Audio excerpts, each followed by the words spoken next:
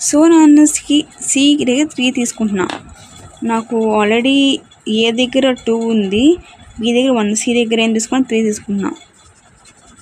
If C 3 అయితే కనుక నాకు ఇది 2, 3 కాకూడదు, 1 అవ్వచ్చు కదా. సో డి నాకు 1 అవ్విద్ది,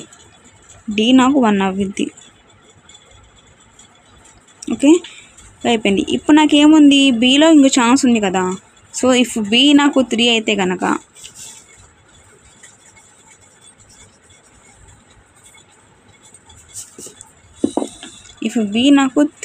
కనుక ఇక నాకేముంది, ఇక 3 రాకూడదు, 1 and 2 రావచ్చు కదా.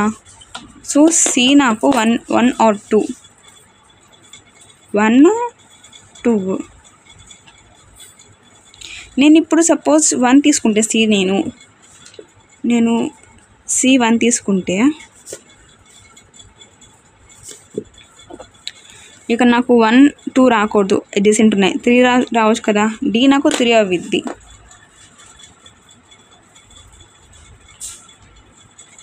వన్ తీసుకుంటే సి దగ్గర, సపోజ్ నేను సి దగ్గర 2 తీసుకుంటే